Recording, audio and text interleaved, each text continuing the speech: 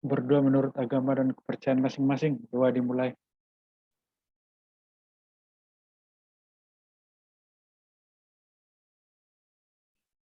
Oke, doa selesai. Oke, sebelum kita memulainya, kita udah bahas kemarin secara singkat lah mengenai sistem. Sistem itu kumpulan dari beberapa perangkat fisik yang bekerja secara bersama-sama untuk menghasilkan sesuatu.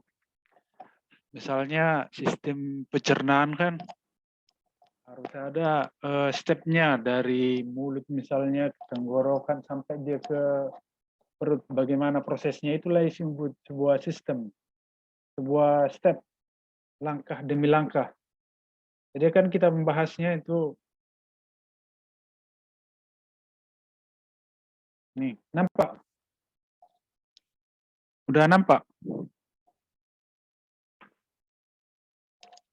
Udah, Pak. Udah nampak screen-nya kan?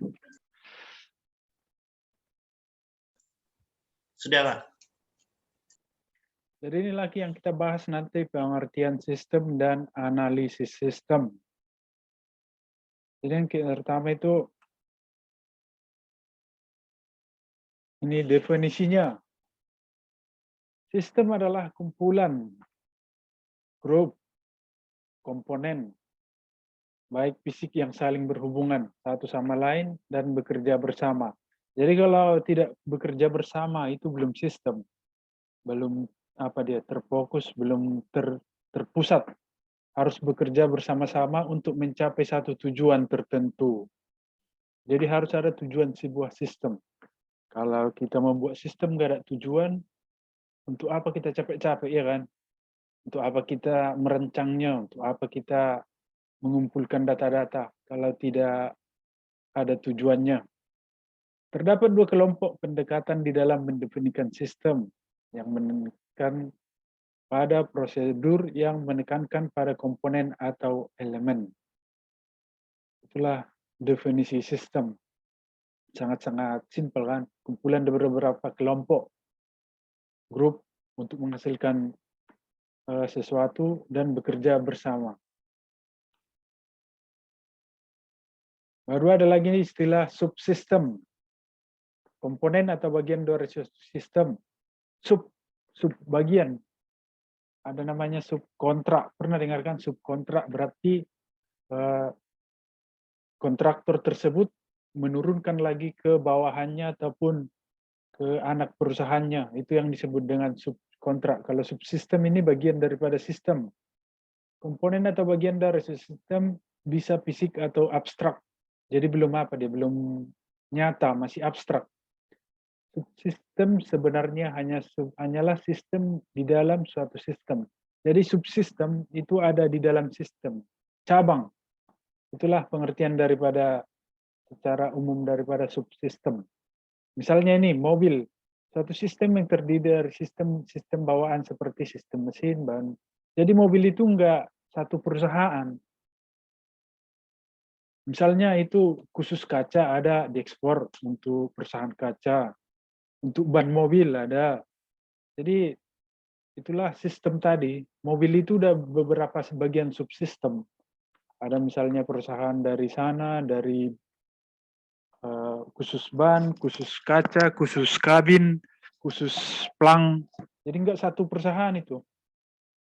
Makanya pemerintah sekarang sampai menurunkan pajak mobil kan, biar semua perusahaan itu jalan. Perusahaan, ada ratusan perusahaan, misalnya membuat satu mobil itu ada ratusan perusahaan yang bekerja, yang ikut berpartisipasi. Mulai dari ban, besi, baru baut-baut kecilnya semua. Itu bagian daripada subsistem. Baru ada lagi super system. Super system jarang digunakan. Sistem seperti ini ada jika suatu sistem bagian dari sistem lebih besar itu disebut dengan super system. Jadi ini di atasnya ini sub tadi. Super. Namanya udah super, ya kan. Jadi kesimpulannya itu suatu sistem terdiri dari elemen yang bisa berbentuk individu atau bagian terpisah. Bisa berdiri sendiri, itu namanya super system. Jadi kalau subsistem ini nggak bisa berdiri sendiri dia.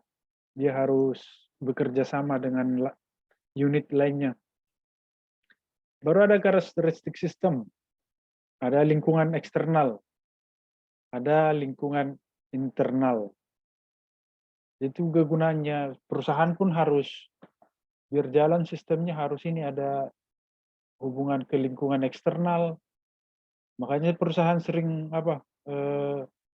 itu ada istilah bagian humas kan, ataupun PR, public relation, hubungan keluar. Kalau internal itu di perusahaan sendiri. Jadi inilah karakteristiknya. Ada batasnya ke eksternal, ada subnya, ada input, ada output, ada hierarkinya. Hierarki ini ada berupa struktur organisasi. Ada di sini manajer, ada bawahan, ada staff, ada supervisor. Ini namanya hierarki sistem. Tingkatan sistem. Baru ada komponen sistem yang ini karakteristik, baru ada komponennya atau sistem komponen. Sejumlah komponen yang saling berinteraksi, yang artinya saling bekerja sama. Itulah komponen. Komponen-komponen sistem dapat berupa suatu subsistem atau bagian-bagian dari sistem. Jadi setiap sistem, tidak peduli berapapun kecilnya, tidak ada namanya istilah saya bos, saya enggak ada interaksi dengan misalnya cleaning service, kebersihan, security. Jadi harus dari atasan sampai ke bawah itu harus ada hubungannya. Itu namanya komponen-komponen sistem atau elemen sistem dapat atau bagian dari sistem. Itu dia saling berhubungan dari atas ke bawah. Baru ada batas sistem ataupun boundary. Daerah yang membatasi antara suatu sistem dengan sistem yang lainnya atau dengan lingkungan luar. Atau menurut Ajar Susanto, batas sistem merupakan garis abstrak yang memisahkan antara sistem dan lingkungannya. Jadi ada batas, biarpun saling kerjasama, ada misal bos ke bawahan, harus ada batasan, harus ada garis putus-putus kalau dia di struktur organisasi. Batas sistem ini memungkinkan suatu sistem dipandang sebagai suatu kesatuan batas. Suatu sistem menunjukkan ruang lingkup dari sistem tersebut. Itulah batasnya. Baru ini lingkungan eksternal atau environment. Lingkungan luar dari sistem adalah di luar batas sistem yang mempengaruhi operasi sistem. Jadi ini adalah termasuklah ini pelanggan. Bagaimana pelanggan, kalau dilihatnya sistem kita baik, pasti dia terpesona ataupun ikut ambil bagian ke perusahaan kita. Jadi pelanggan dia. Itulah eksternal, lingkungan. Sedang lingkungan luar yang merugikan harus ditahan dan dikendalikan. Inilah fungsi daripada sistem untuk tingkat hierarki paling atas. Jadi lingkungan luar yang merugikan misalnya harus ditahan dan dikendalikan. Ini kerjaan apa ini? Pejabat-pejabat perusahaan biasanya. Misalnya mengatasi krisis sekarang. Orang itulah yang mengambil kesimpulan, mengambil keputusan apakah ini layak dilanjutkan atau tidak, ataupun memberhentikan karyawan misalnya. Jadi kalau tidak, maka akan mengganggu kelangsungan daripada hidup sistem. Jadi kadang perusahaan itu memberikan pasangan ke bos besarnya itu ada miliaran rupiah misalnya, agar perusahaannya jalan. Dia tidak dipertahankan demi kelangsungan hidup sebuah sistem ataupun perusahaan dia. Dia harus mengambil keputusan berat. Jadi kadang kan kita berpikir, kok mau ya perusahaan itu memecat manajernya, memberhentikannya. Bank sering itu kalau misalnya udah mau kolaps, dia ditawarkannya untuk istilahnya pensiun dini demi keberlangsungan perusahaannya.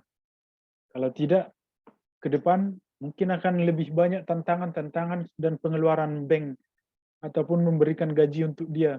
Jadi mending dia memberhentikannya, dikasih pesangonnya itu untuk kemelangsungan sebuah sistem atau perusahaan dia.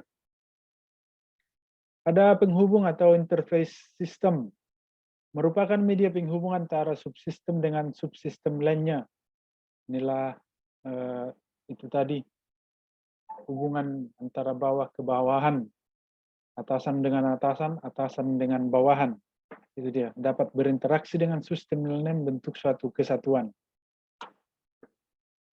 Ada masukan input sistem. Masukan sistem adalah energi yang dimasukkan ke dalam sistem. Masukan dapat berupa perawatan. Masukan berupa sinyal input, maintenance input.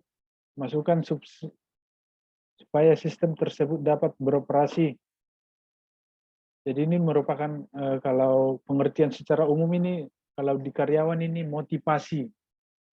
Bagaimana kita memotivasinya, memaintenance-nya, memberikan gaji yang layak, memberikan pendapatan-pendapatan selain gaji, bonus misalnya. Jadi nih, perawatan maintenance. Kalau di komputer inilah masukan berupa perawatan maintenance. Sinyal input, maintenance input adalah energi yang dimasukkan supaya sistem tersebut dapat beroperasi. Itulah dimasukkan input di sebuah mesin. Kalau di manusia ini merupakan motivasi, pemberian gaji, pemberian bonus-bonus tahunan. Jadi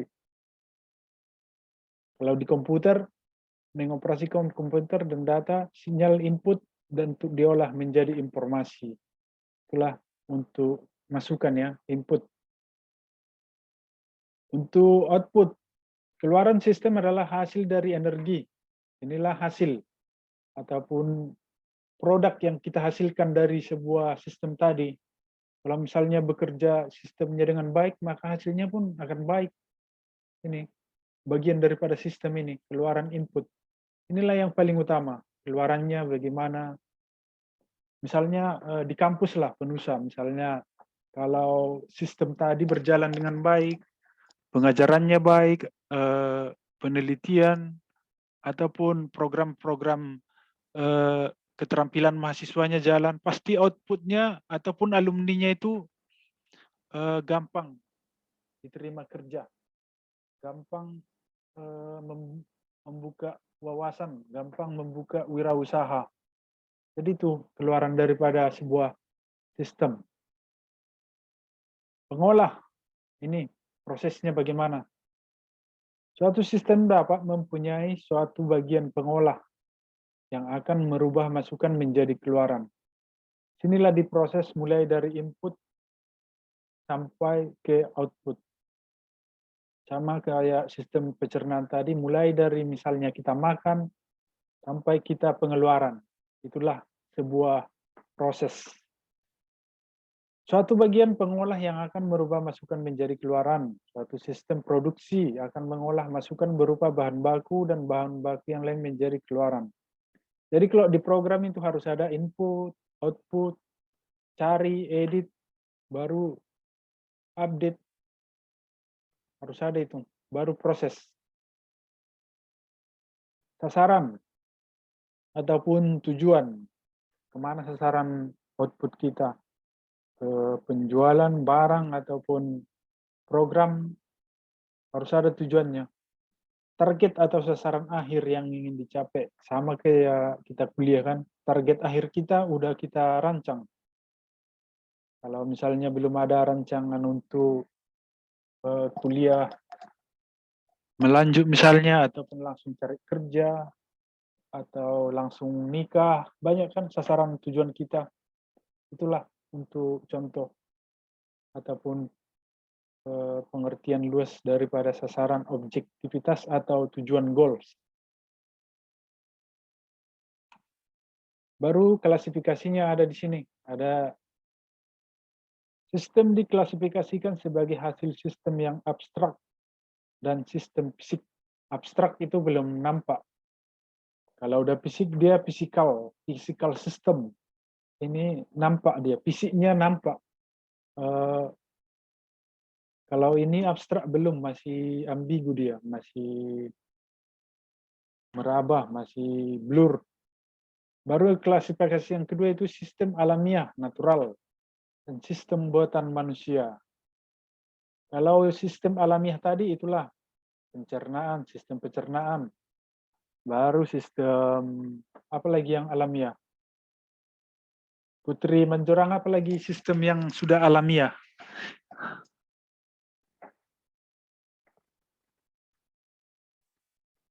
Yang tidak lagi dirubah-rubah manusia, misalnya udah terjadi begitu aja ataupun sudah natural dia. Nggak bisa lagi kita, misalnya sistem apa, kalau misalnya makan udah tadi ya, itu udah langsung, apa itu Roshan? Apa sistem yang sudah natural? Sistem tata surya, Pak. Iya, itu nggak bisa. Itu memang nggak bisa lagi dirubah kan? Iya. Itulah salah satunya sistem tata surya. Baru sistem apa lagi? Masih banyak yang sudah yang natural. Sistem reproduksi kan nggak bisa lagi tuh dirubah. Udah nggak bisa, misalnya dari embrio ke apalagi janin baru sampai melahirkan. Itulah yang natural. Kalau sistem buatan manusia itu banyaklah sekarang, apalagi di pemrograman. Itulah aplikasi startup itu buatan manusia. Misalnya voice recognition untuk Google kan ada, itu buatan manusia, Facebook semualah yang berbau media sosial. Baru yang ketiga ada sistem diklasifikasikan sebagai sistem tertentu atau deterministic system dan probabilitas system. Jadi gabungan daripada ini, sistem buatan manusia dan natural. Baru yang keempat, sistem diklasifikasikan sebagai sistem tertutup, sistem terbuka. Nggak bisa dipisahkan ini tertutup dan terbuka. Ada istilah penerimaan terbuka, ada penerimaan tertutup. Setelah di sebuah mesin, sebuah kampus ini masih ada yang semua ini. Ada sistem tertutup yang tahu hanya internal kampus saja, yang tahu hanya staf ataupun mahasiswa kampus saja. Ada itu kan di kampus misalnya, ada itu peraturan yang khusus untuk mahasiswa dan pegawai ataupun dosen di sana. Itu istilah tertutup. Kalau sistem terbuka dia itulah yang dipromosikan keluar. Itulah namanya open system. Tidak ada rahasia, bisa dipublish, bisa diakses oleh masyarakat banyak.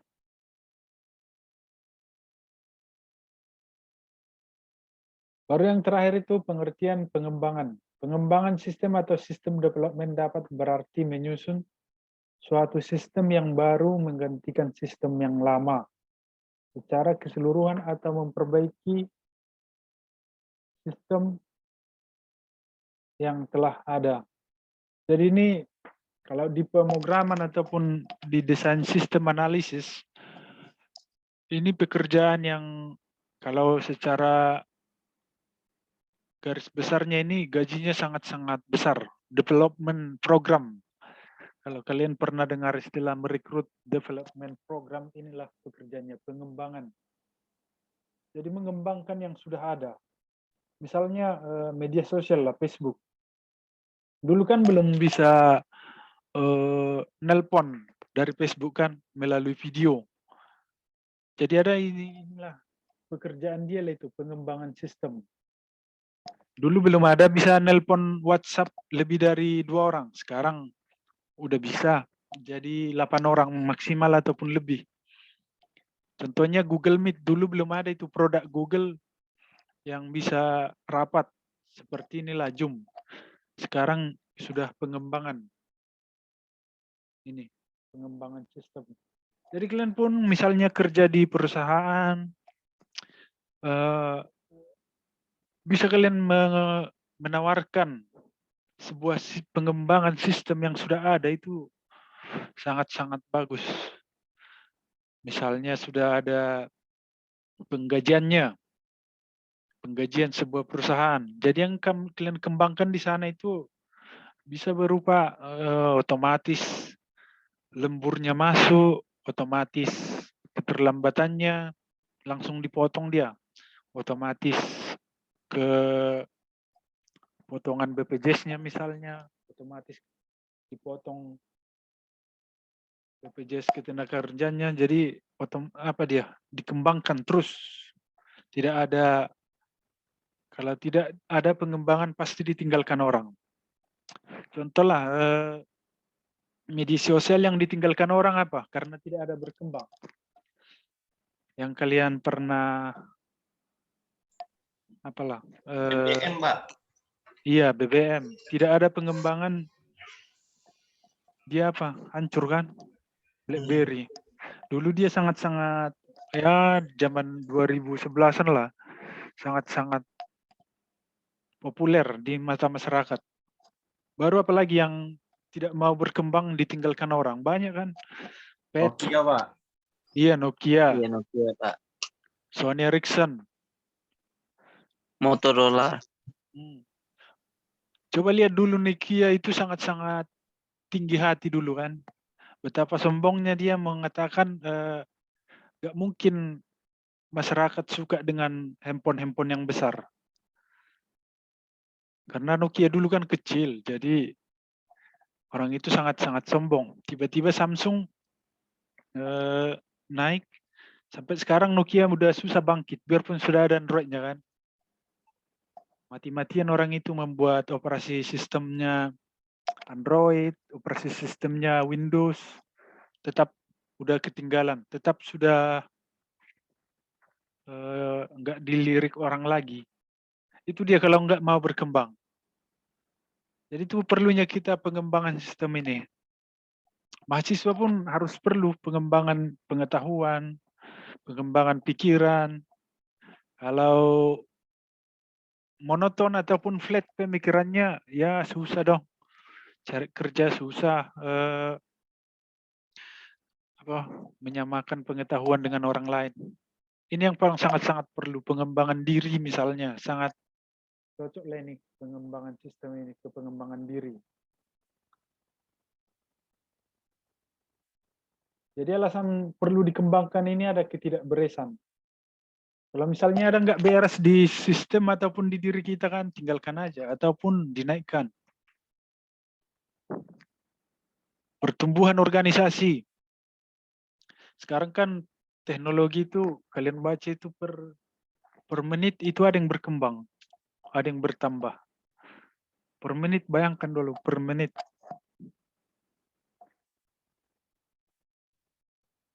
Menit lagi Bang.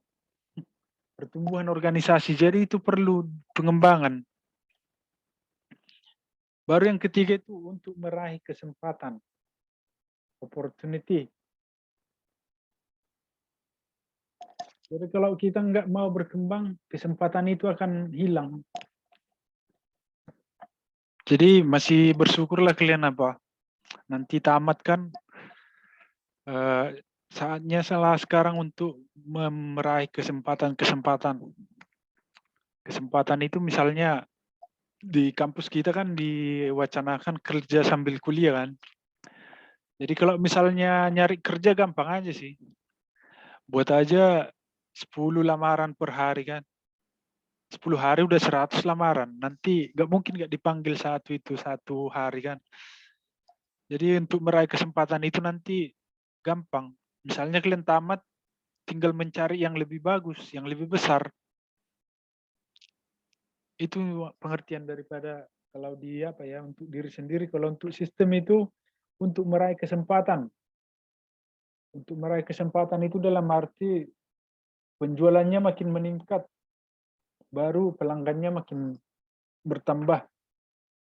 Makanya e-commerce sekarang lomba-lomba buat promo kan. E-commerce Shopee, Lazada, apalagi Tokopedia, itu lomba-lomba ini meraih perhatian opportunities kesempatan sekarang udah gila-gila, belanja online sekarang kan orang kita Indonesia ini. Lomba-lomba orang itu memberikan promo, memberikan gratis free ongkir, free banyak lah. Baru adanya instruksi atau derivatif. Ini instruksi maksudnya hal-hal yang sudah ketinggalan, hal-hal yang perlu di-upgrade. Jadi ini pentingnya pengembangan sistem. Dan juga terapkan dulu ke diri masing-masing akan pengembangan diri. Alasannya inilah ketidakberesan, pertumbuhan, untuk meraih kesempatan, baru untuk instruksi derivatif. Proses pengembangan di sini ada sistem yang sudah ada. Inilah proses pengembangannya. Sudah ada sistem itu. Inilah yang perlu dikembangkan. Inilah instruksi tadi. Karena ada masalah ini, yang kulingkar ini. Karena ada masalah, perlu pengembangan. Baru menghasilkan sistem yang baru. Ini sistem yang ada. Inilah alur ceritanya ya. Perlu pengembangan. Gambarannya.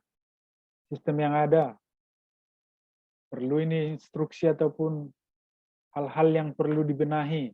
Baru inilah pengembangannya. Dan menghasilkan sistem yang baru.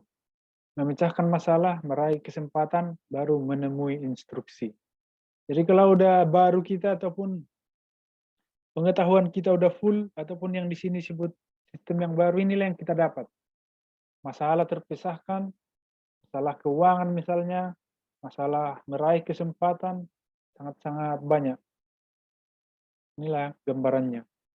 Kenapa perlu sistem baru.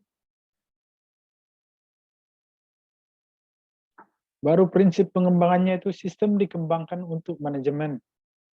Sistem dikembangkan adalah investasi modal yang besar. Semua alternatif yang harus diinvestigasi, harus diproses, harus disurvei, harus didata dengan data yang valid. Investasi yang terbaik harus bernilai. Sistem yang dikembangkan menurut orang terdidik. Jadi kita harus melihat pendapat-pendapat orang terdidik ataupun yang sudah teruji secara ilmiah. Tahapan kerja dan tugas harus dilakukan dalam proses pengembangan sistem. Proses pengembangan sistem tidak harus urut. Maksudnya urut di sini berurut. Gak harus berurut dia. Bisa dilangkahi. Kalau menurut kita itu sistemnya menghambat, kenapa mesti berurut ya kan? Misalnya kalau sebuah laporan nggak harus ke supervisor, bisa langsung ke atasan, kenapa mesti berurut? Kenapa mesti menunggu ini, menunggu itu, kalau bisa langsung lompat ke atas.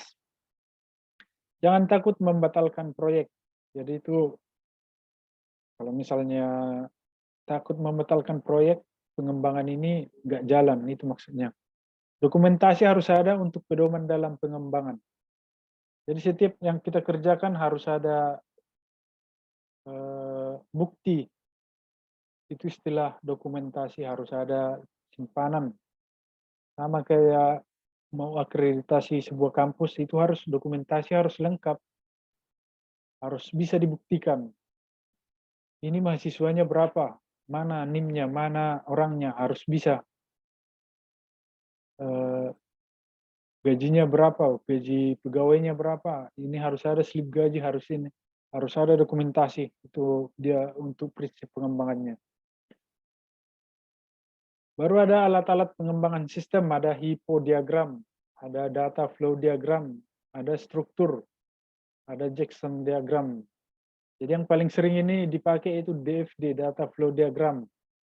Ini flowchart. Ada output, proses, input, dan terakhir untuk struktur chart. Ini jarang. Yang paling sering nanti dipakai ini, data flow diagram ataupun DFD. Baru yang terakhir itu fungsi analis sistem. Fungsinya itu sistem analis sistem atau sistem analis. Orang yang menganalisa, mempelajari masalah-masalah yang timbul dari kebutuhan pemakaian sistem. Jadi ini juga sangat-sangat dipakai sekarang ini, analis sistem. Misalnya itu Google. Google itu ada ratusan miliar mengeluarkan uang untuk menggaji analis sistem ini. Misalnya sistem orang itu ada yang hacker, ada yang hack, ada yang tembus misalnya port sistemnya itu yang ditanya ini analis sistem. Kenapa bisa terjadi hack di apa kita? Kenapa bisa kadang down? Kan kadang down Google kan. WhatsApp pun gitu, Facebook pun kadang down. Jadi yang menganalisa itu ataupun yang mengetahui sumbernya itu biasanya ini analisis sistem. Oh, di sini yang masalah. Oh, di sini yang kadang mencoba masuk ke sistem kita. Jadi ini sangat-sangat dibutuhkan ini sekarang, analis sistem. Jadi yang paling berpengaruh dalam sebuah program besar yang sudah ternama perusahaannya itu ini, daripada programmer, analis sistem. Bagaimana dia menganalisa hasil daripada sistem tadi, hasil daripada pekerjaan si programmer tadi. Dia harus menganalisa mulai dari input sampai outputnya, sampai keamanannya. Dia harus menganalisanya. Itu dia fungsi daripada analis sistem. Baru untuk mengidentifikasi pemecahan yang beralasan. Dialah yang mengidentifikasi, dialah yang mengetahui pemecahannya, apa alasannya. Ada juga di business analis. Ada di sini kerja sebagai di leasing ataupun pembiayaan. Ini sangat business analis ini kan seorang surveyor yang menganalisa pendapatan calon misalnya mau kredit kereta kan ada istilah surveyor, survei rumah, survei gajinya berapa. Jadi itu business analis. Dianalisa dulu pendapatannya. Sesuai nggak nanti sama gajinya, lebih besarkah daripada angsuran yang dia bayarkan nanti ke depan, biar nggak menunggak. Jadi itu hampir sama dengan ini, sistem analis tadi sama ini, business. Harus betul-betul dianalisa pendapatannya. Berapa per hari, berapa per bulan, berapa pengeluaran untuk makan, berapa pengeluaran untuk listrik ini, segala macam. Biar nggak menunggak dia. Analisis sistem berbeda dengan pemrograman. Pemrograman itu orang yang menulis kode program. Itu tadi. Beda analisis sistem sama pemrograman. Jadi yang paling hebat sebenarnya ini analisis sistem daripada pemrograman. Jadi hasil